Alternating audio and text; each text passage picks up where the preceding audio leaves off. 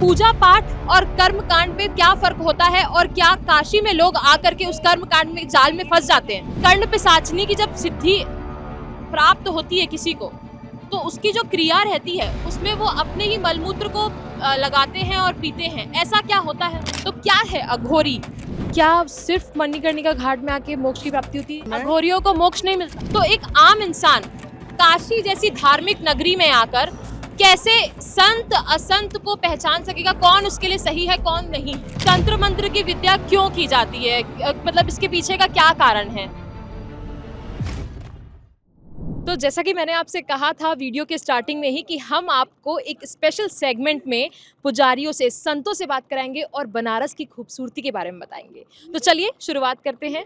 तो सबसे पहले मेरा आप लोगों से यही सवाल है कि बनारस के बारे में कुछ ऐसी अनकही कहानी, कुछ ऐसी अनकही बातें जो आप हमारे दर्शकों को बता सकें।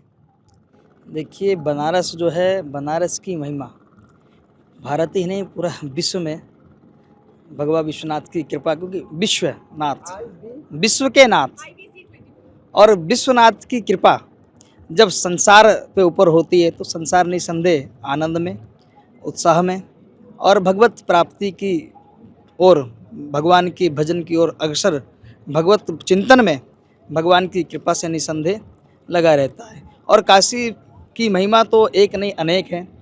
80 घाट है यहाँ पर, बाबा विश्वनाथ स्वयं बैठे हैं, सारे तीर्थ स्थापित हैं यहाँ पर। और बाबा विश्वनाथ सबकी जीवन में मंगल कामना करते हैं और सबके जीवन में आनंदित की वर्षा करते हैं। जैसा कि इन्होंने कहा 80 घाट है यहाँ पे, तो हर एक घाट का एक अपना एक नाम है, एक पहचान है। कुछ ऐसे घाट जो बहुत ही अलग हो, कुछ ऐसे घाट जिनकी एक अलग कहानी हो, उनके बारे में बताइए। देखिए, पहली बात तो सुधार करता हूँ, 80 घाट नहीं 84 घाट हैं और हमारे यहाँ 84 योनियाँ हैं। तो जो 84 योनियों में से बचना चाहता है, भ्रमण नहीं करना चाहता, वो 84 घाट घूम ले। तो ये 80 की जो 84 घाट हैं, ये 84 लाख योनियों से बचाने के लिए घाट हैं। और दूसरी बात, हर एक घाट का अपना अलग महत्व है। कोई भी घाट ऐसा नहीं है जो महत्व से अछूता हो। जिस भी घाट की महिमा का वर्णन किया जाएगा, चाहे हरिश्चंद्र घाट हो, उसकी महिमा एक अपनी है, दुनिया जानता है हरिश्चंद्र के बारे में। क्या महिमा है? जो यहाँ पर काशी में डोमराज के यहाँ पर हरिश्चंद्र जैसे चक्रवर्ती सम्राट, जो पूरे धरती का एक राजा हुआ करता था, हरिश्चंद्र, जो शक्तिशाली और धर्मात्मा राजा हुआ, वो ये काशी में आकर के बिका। क्यों? क्योंकि पूरा विश्व तो उनका था, पूरा आर्यवर्त उनका था, पर ये काशी उनकी नहीं थी, क्योंकि काशी विश्वनाथ जी की है और काशी त्रिशूल में बसी हुई है। यहाँ पर ब्रह्मा की भी पैदाश हुई है। जो अभी आप यहाँ मणिकर्णिका घाट से जब अंदर चलेंगे तो एक मोहल्ला है ब्रह्मनाल, जहाँ पर ब्रह्मा नाल से पैदा हुए, कमल नाल से पैदा हुए, उस मोहल्ला का नाम ब्रह्मनाल है। तो ऐसी स्थिति में ये काशी, जहाँ पर ब्रह्मा की उत्पत्ति हुई हो, नारायण की उत्पत्ति हुई हो, और इस प्रकार से हर घाटों, मणिकर्णिका घाट है जहाँ पर भगवान शंकर स्वयं बैठ करके, जो मुक्ति जन्म में ज्ञान खान अगहान कर, अभी महाराज जी ने बताया, जो जास नाम बल शंकर काशी, देत सबहिं सब गत अविनाशी, काशी मरत जंत अवलोकी, जास नाम बल करहिं विशो की।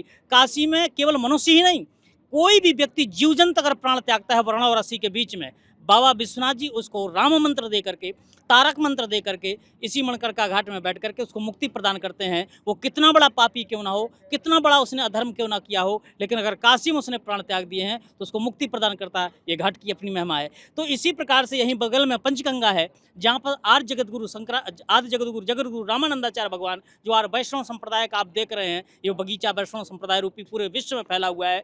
उनके आचार्य हमारे जगतगुरु रामानंदा स्वयं रामा प्रादुर्भूतो महितले, जो स्वयं राम के अवतारी ही थे भगवान जगतगुरु रामानंदाचार्य, वो पंचगंगा घाट श्री मठ में। आपने कहा कि मणिकर्णिका घाट में आकर के मोक्ष की प्राप्ति होती है, तो मेरा एक छोटा सा सवाल है कि क्या सिर्फ मणिकर्णिका घाट में आके मोक्ष की प्राप्ति होती है, या आप दुनिया, पूरे भारत के किसी भी कहीं भी जाके चिता जलाएंगे तो मोक्ष की प्राप्ति नहीं होगी? क्या सिर्फ यहीं पे आके मोक्ष की प्राप्ति होगी? बिल्कुल नहीं होगी। इसलिए कि अगर व्यक्ति कर्म के अनुसार फिर उसको फल मिलता है।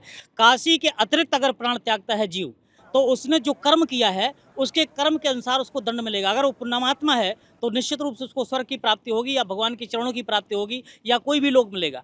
पाप किया है तो निश्चित उसको पाप भोगना पड़ेगा। यही है कि काशी नगरी है जो बरना और अस्सी के बीच में पंचकोशी जो क्षेत्र है उसके अंदर जीव अगर प्राण त्यागता है तो वह कितना भी कुकर्मी होगा, कितना भी पापी होगा, तो भी उसको भगवान शंकर आशीर्वाद दे करके और राम मंत्र दे करके और क्या नाम से उसको मुक्ति प्रदान करते हैं। इसलिए ये काशी की अपनी महिमा है, जो किसी धाम में या किसी भी भारत भूमि में या विश्व के किसी भी क्षेत्र में यह महिमा नहीं है और ना किसी को यह अधिकार है। केवल और केवल वो अधिकार है, ये काशी नगरी को अधिकार है। तो ऐसी स्थिति में काशी के घाटों का अगर वर्णन करेंगे तो पूरा दिन पूरी रात बीत जाएगी, वर्णन नहीं होगा। तो ये अपने आप में सब घाट महत्वपूर्ण है। ठीक है, काशी के घाटों का वर्णन पूरी रात बीत जाएगी, बिल्कुल सही कहा आपने, क्योंकि है इतनी कहानियाँ, इतनी सारी ये धार्मिक नगरी है। अगला सवाल मेरा ये है कि हम जब आए यहाँ पे तो हमें सबसे पहली चीज़ जो परेशान करी काशी की तंग गलियाँ, तो उस पर तो हम खो से गए।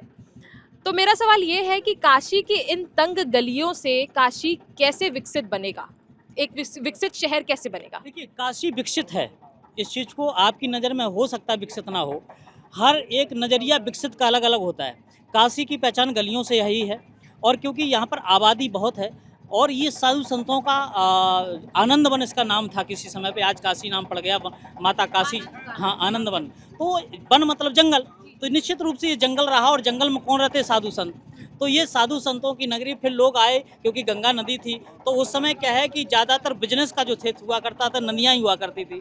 तो यहाँ से जो बिजनेस हुआ है काशी का, वो सबसे बड़ा जो है बिजनेस, चाहे साड़ी हो, बनारस की साड़ी हो, बुनकरों का मामला हो, तो यहाँ से वो भी चला। धर्म की स्थिति से देखें तो कबीर जैसे लोग यहाँ पर भये, मालवीय जैसे महापुरुष यहाँ पर उत्पन्न हुए, एक से एक महापुरुष काशी ने। आपने बिजनेस की बात करी, मैं आज घाट में घूम रही थी, सुबह का टाइम था, तो मैंने कई ऐसे साधु देखे जो अपने आप को साधु बोल रहे हैं। उन्होंने चोला पहना हुआ है और वो मुझसे बोल रहे हैं कि आप हमें इतने पैसे दीजिए तो हम आपके साथ बात करेंगे, हम आपको ये बताएंगे, वो बताएंगे। तो एक पूजा पाठ और कर्म कांड में क्या फ़र्क होता है, और क्या काशी में लोग आकर के उस कर्म कांड में जाल में फंस जाते हैं? नहीं, जाल नहीं कहिए इसको। यहाँ पर ये काशी नगरी है, यहाँ पर साधु और ब्राह्मण और आम पब्लिक में पहचानना बड़ा मुश्किल होता है। यहाँ पर अगर छोटे वर्ग का व्यक्ति है, दूसरे जात का लोग भी, उसका भी वेशभूषा लगभग धोती कुर्ता हो जाता है। काशी के लोग गमछा डाल करके पूरी काशी घूम जाते हैं। दूसरे शहर के लोग जब तक वो पूरा जीन्स पैंट्स नहीं पहन लेंगे वो नहीं निकल सकते हैं, लेकिन यहाँ गमछा डाल करके यहाँ का राजा भी निकल जाता है। तो काशी में ये मत कहिए कि गेरुआ पहन लिया तो वो साधु ही हो गया। मुझसे कहा जा रहा था कि आप हमें इतने पैसे दीजिए तो हम ये बता देंगे, वो बता देंगे। तो मेरा बस ये छोटा सवाल है, क्या ये जो बैठे हैं वो अपना बिजनेस, धर्म के नाम पे बिजनेस कर रहे हैं? बिजनेस नहीं, बिजनेस इस चीज़ को शब्द नहीं कह सकते हम। यहाँ पर ज्योतिषाचार लोग हैं, जो ज्योतिषा लोग चार हैं तो वो आपको बताएंगे, ज्योतिषी लोग हैं, तो वो निश्चित रूप से अपना जीवन, उनका परिवार उसी से पल रहा है। जो आए हुए लोग हैं उनको आपका भविष्य बता रहे हैं। आप तो ज्योतिष जो बन जाते हैं उनमें ऐसी कौन सी सिद्धि प्राप्त होती है कि वो बताते हैं? वो सिद्धि नहीं होती, वो शिक्षा होती है, वो पढ़ाई होती है। हमारे यहाँ शास्त्रों का अध्ययन होता है, ज्योतिष शास्त्र है हमारे यहाँ। तो ज्योतिष शास्त्र का जो अध्ययन करता है, जैसे हर आप पढ़ाई डॉक्टरी की करते हो तब जाकर डॉक्टर बन पाते हो, इंजीनियर की पढ़ाई करते हो तो इंजीनियर बन पाते हो, उसी प्रकार से ये ज्योतिष शास्त्र है। उस ज्योतिष शास्त्र का जो अध्ययन करता है, पढ़ाई लिखाई करता है, वो जाकर के ज्योतिषी बनता है। फिर वो आपके भूत भविष्य वर्तमान को जानता है, वो गणित करता है, गणित के माध्यम से आपके फलादेश को निकालता है, कब आपका जन्म हुआ, किस नक्षत्र में जन्म हुआ, किस डेट में जन्म हुआ, उसके आधार पर आपके भाग्य और कर्मों का वर्णन करता है। तो उसने मेहनत की है। आप इंजीनियर व्यक्ति को बैठ करके लाखों रुपया तनख्वाह देते हो तो आप कहते नहीं कहते हो उसने भी पढ़ाई की, और एक ज्योतिषी ने भी पढ़ाई अपना जीवन पढ़ करके लगाया है, कोई फालतू नहीं बैठ करके काम किया। अगर वो व्यक्ति तुमसे कह रहा है कि मुझे 1000 रुपये दे दो, तो वो ढोंग हो गया, वो छल हो गया। यही सोच को बदलना आज के समय पर जरूरी है। जब इंजीनियर व्यक्ति को लाखों लाख रुपया आप महीना के दे सकते हो, तो एक व्यक्ति ने शास्त्र का अध्ययन किया है तो उस व्यक्ति को आप 1000 रुपये, जो तुम्हारे जीवन को बता रहा है, तुम्हारे भविष्य को बता रहा है कि आगे तुम क्या होगे, और घटनाएं घटती हैं, 100% हो जाती हैं। तो ऐसी स्थिति में उसको अगर आप धोखा कहोगे तो मुझे लगता है कि इस काशी के लोगों के साथ धोखा आप लोग कर रहे हो। तो ऐसी स्थिति में आपको समझना चाहिए। बिल्कुल, तो ये चीज़ हमारे दर्शकों का सवाल था। एक और मेरा सवाल है, जैसे कि आपने कहा कि वो अपनी शिक्षा से अब भूत भविष्य और हमारा जो वर्तमान काल है उसे बताते हैं। एक मैंने सुना, जब मैं कल रात को यहाँ पे आई थी तो मुझे एक बहुत ही इंटरेस्टिंग सी बात पता चली, वो थी कर्ण पिशाचिनी, और इसके बारे में मैंने पहले भी पढ़ा था। तो उसमें ये भी कहा जाता है कि कर्ण पिशाचिनी जब किसी के शरीर में आती है तो वो उसे बताती हैं कि सामने वाले के क्या जीवन शैली है, उसके साथ क्या क्या हो रहा है। क्या ये सच है? ये तंत्र विद्या का विषय है। हमारे यहाँ तंत्र शास्त्र भी है, जैसे ज्योतिष शास्त्र है वैसे तंत्र शास्त्र भी है। तंत्र विद्या जो होती है वो मंत्रों के माध्यम से उसको सिद्ध किया जाता है। तो जो प्रकार की हम जिस मंत्र को हम सिद्ध कर लेते हैं, चाहे हनुमान जी के मंत्र को सिद्ध कर लें, यक्षिणी को सिद्ध कर लें, जिंद को सिद्ध कर लें, और हमारे यहाँ अघोर पंथ भी है, वो अघोर पंथ के माध्यम उसकी रास्ता अलग है। लेकिन जो आप प्रश्न कर रही हो इसमें भी करण पिचासनी है, डाकनी है, सांकनी है, और इसमें जिंद भी है, खब्बीस भी है। ये तंत्र की विधान है। तो तंत्र में क्या होता है कि जैसे सिद्ध करना है मुझे किसी मंत्र को, तो उसके लिए एक विधान बताया गया है। 41 दिन का है, 51 दिन का है, 100 वर्ष का, मतलब 100 वर्ष का भी विधान। इस विधान के बारे में एक और बात मुझे सुनने को मिली, मैं आपसे जानना चाहूंगी क्या ये सच है या नहीं, क्योंकि आप एक ज्ञानी मुझे लग रहे हैं, तो और काफ़ी आप ज्ञानी हैं भी। तो इसके हिसाब से मुझे जब मैंने पढ़ा था तो मैं बहुत शॉक हो गई थी ये सुन के कि कर्ण पिशाचिनी की जब सिद्धि प्राप्त होती है किसी को, तो उसकी जो क्रिया रहती है उसमें वो अपने ही मलमूत्र को लगाते हैं और पीते हैं। ऐसा क्या होता है? नहीं, ऐसा कुछ नहीं होता। ये कुछ चीज़ें ऐसा होता है ना कि तंत्र को लोग भयभीत कर दिए हैं कि वो ऐसा करोगे तो ऐसा हो जाएगा, वैसा हो जाएगा। कई जगह उसको जो है गलत ढंग से भी पेश करते हैं। ऐसा कुछ नहीं। तंत्र में जहाँ पर दूसरा एक तंत्र जिसको हम कहते हैं जो धार्मिक तंत्र, जो जैसे एक वैदिक तंत्र होता है, तो वैदिक तंत्र में ये सब चीज़ें नहीं होती हैं। और जहाँ योगिनी का होता है, और इसके बाद जो दूषित तंत्र है उसमें कुछ चीज़ें ऐसी होती हैं जो जैसे कि पशुओं के कुछ नाखून हैं, कुछ है, उसमें यूज किया जाता है। उस तंत्र को अघोरी लोग टाइप के प्रवृत्ति के लोग करते हैं। तो उनसे धर्म से कोई मतलब इस प्रकार के धार्मिक लोगों से कोई लेना देना नहीं है। ये क्यों तंत्र मंत्र की विद्या क्यों की जाती है, मतलब इसके पीछे का क्या कारण है? देखिए, इसमें कारण कुछ तो अपने को सिद्ध करने के लिए होता है, कुछ ऐसे होता है कि जैसे कि परमार्थ की दृष्टि से भी होता है। जैसे कि हमें आपका उससे तंत्र से परमार्थ भी, जैसे हम लोग पूजा पाठ कराते हैं, नवग्रहों का पूजा पाठ कराते हैं तो नवग्रह शांत होते हैं। उसी प्रकार तंत्र विद्या में भी अगर हम किसी को भूत प्रीत लग गया, किसी को कुछ छाया हो गई, तो तंत्र विद्या के माध्यम से और कुछ सिद्धि के कारण, जैसे आपने कर्ण पिचासनी की बात करी, तो कर्ण पिचासनी क्या होता है कि जैसे अगर हम सिद्ध हो गए तो वो हमने उससे क्या पूछा कि तुम्हारे बारे में क्या है, तो वो मुझे बताएगी, मैंने वही आपको बता दिया। तो आप सोचते महाराज जी सिद्ध है, तो वो सिद्ध ही है, क्योंकि कर्ण पिचासनी को सिद्ध किया गया है, तो वो भी मंत्र पढ़कर के सिद्ध किया गया है। लोग आजकल इस तंत्र मंत्र की जो विद्या है उसे कहीं ना कहीं एक नेगेटिव एस्पेक्ट को लेकर भी यूज करते हैं। तो क्या है इसका पीछे का कारण, क्यों आजकल इतना लोग उसके नेगेटिविटी में चले गए हैं? उसका कारण है कि मिसयूज।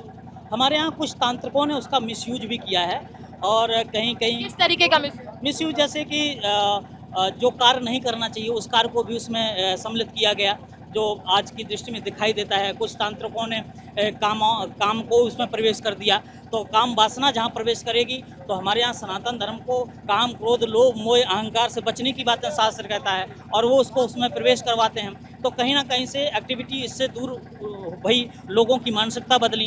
तो मुझे लगता है कि कुछ लोगों, उसमें हम 100% नहीं कहेंगे, और हर क्षेत्र में होते हैं, ऐसा नहीं कि केवल इसी क्षेत्र में है, चाहे वो डॉक्टर हो, चाहे मास्टर हो, इंस्पेक्टर, कोई भी क्षेत्र। आपने कहा हर क्षेत्र में अच्छे और बुरे लोग होते हैं, तो क्या जब हम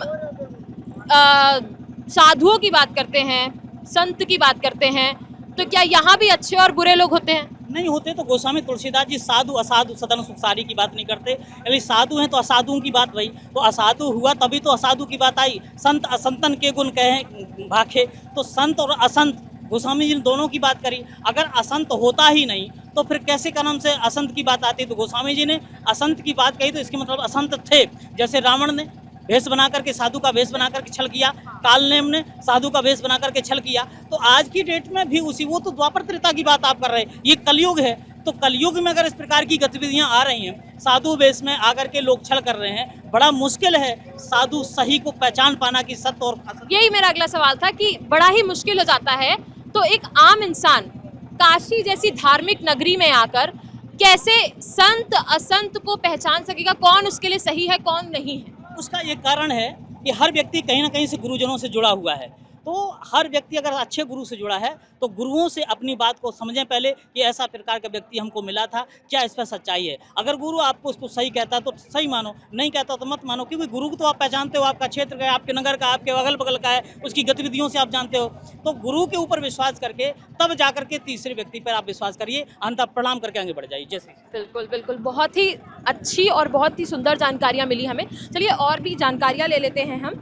और भी सवाल है मेरे मन में तो बहुत सारे, लेकिन समय की भी थोड़ी सी कमी नज़र आ रही है मुझे, लेकिन फिर भी मैं अपने पूरे सवाल पूरे करने की कोशिश करूँगी। जैसा कि हम बात कर रहे थे कर्ण पिशाचनी के बारे में, उन्होंने मुझे अघोर तंत्र के बारे में बताया, तो मैं ये जानना चाहती हूँ कि अघोरी क्या है, क्या वो करते हैं, और ऐसी बहुत सी उनके बारे में चीज़ें सुनने को भी मिलती हैं। तो क्या है अघोरी? अघोरी हमारे तंत्र विद्या में आता है और हमारे किनारम बाबा के नाम सुनी होंगे। किनारम बाबा, नहीं मैंने नहीं सुना। किनारम बाबा के पीठ यहाँ है। तो इतने बड़े वो अघोरी पंथ के मतलब सिद्ध महात्मा थे। उनके वहाँ आश्रम में तालाब है और तालाब में बड़े बड़े मछली है। उस मछली को कोई पकड़ के ले जाएंगे तो मछली सिद्ध नहीं होता। अच्छा, हाँ, अघोरी पीठ यहाँ अघोर पीठ है। एक अघोर पीठ है राजघाट के पास अघोर पीठ। वो क्या कांग्रेस पार्टी की कौन थी वो प्रधानमंत्री, इंदिरा गांधी, वो बनवा दी अघोर पीठ, अवधूत राम अघोर पीठ। तो अघोर पीठ वो भी एक तंत्र विद्या में आता है। वो उसमें विशेष कोई मतलब भगवान के धाम नहीं मिलता है। गीता में लिखा हुआ है भूतांति यान्ति भूतेज्या, जो भूत की पूजा करते हैं वो भूते ही जाएंगे, और जो भगवान राम जी की पूजा करेंगे भगवान को प्राप्त करेंगे। तो अघोर पीठ अघोर पीठ होता है, भूत प्रेत का है, वो वैष्णव वाला कोई नहीं है। समझ रहे हैं? क्यों लोग अघोरी क्यों बनते हैं? हैं? अघोरी क्यों बन अपना जाते हैं? इच्छा, अपना इच्छा, उनके इच्छा और प्रारब्ध उनके भाग में जो जैसे लिखा हुआ है। दूसरी बात, मुंडे मुंडे मतिर भिन्ना, सबके अलग अलग मति है, अलग अलग बुद्धि है। हम सब मर्यादा पुरुषोत्तम भगवान राम जी के भक्त हैं। कोई शिव जी के भक्त हो गया, कोई हनुमान जी के भक्त हुआ, कोई दुर्गा जी के भक्त हुआ, कोई अघोरी बन गया है। परंतु वो सबके मोक्ष मिलता नहीं, मोक्ष मिलता मात्र भगवान राम जी के, क्योंकि संसार में अघोरियों को मोक्ष नहीं मिलता। ना नहीं, तो उनकी आत्मा कहाँ जाती है? उनकी आत्मा भटकती है जब हमारे शरण में आते हैं राम कृष्ण, क्योंकि राम संसार में राम कृष्ण शिव ये तीन ही मंत्र दिया जाता है और तीन ही मंत्रों से उद्धार होता है। अभी अभी महाराज जी बता रहे थे कि काशी में राम नाम तारक मंत्र देकर भगवान सबको मोक्ष प्रदान करते हैं। तो दुर्गा मंत्र तंत्र विद्या में उनका मोक्ष मिलने वाला नहीं होता, इसलिए राम जी के कृष्ण जी आना पड़ता है। हमारे आदि गुरु ऐसा भी कहा जाता है कि हमारे आदि गुरु शंकराचार्य जो एक घाट में घूम रहे थे तो एक महात्मा व्याकरण सूत्र रट रहे थे, तो उन्होंने कहा नहीं रक्षसे डुकरी करे नहीं, भजो गोविंदम गोविंदम भजो मूढ़ मते। एक मेरा आखिरी सवाल है, ऐसा भी कहा जाता है कि जो अघोरी होते हैं जब यहाँ पे चिता जलती है तो उनके जो बॉडी पार्ट्स बचते हैं या फिर जो गंगा नदी से बह जाते हैं बॉडी पार्ट्स, अघोरी उन्हें क्या वाकई खाते हैं? ये पहले जाना, हम तो सुने हैं, मात्र सुने हैं, देखे नहीं। मैंने भी सिर्फ सुना है, मुझे सिर्फ आपसे कंफर्म करना है। पहले जो सिद्ध महात्मा थे वो खा जाते थे, फिर कोई प्रसाद मांगता था तो फिर काजू किस्म उनको दे देते थे। मतलब ऐसे अगर फिर चमत्कारी विद्या है, उसमें कोई विशेष महिमा नहीं है। बहुत बहुत धन्यवाद आपका। तो चलिए हमने यहाँ पे बहुत सी बातें की बनारस के घाट के बारे में, बनारस की खासियत, मणिकर्णिका घाट, कर्ण पिशाचिनी से लेकर के अघोरियों तक हमने बात की, और मुझे उम्मीद है कि आपके तमाम सवालों के जवाब आपको मिल गए होंगे। लेकिन अगर कुछ बचा होगा तो कमेंट सेक्शन में आप ज़रूर बताइए कि अगर आपके कुछ सवाल हैं, और फिर हम दोबारा बात करेंगे और जानेंगे कि क्या उसके बारे में इंटरेस्टिंग फैक्ट्स आते हैं।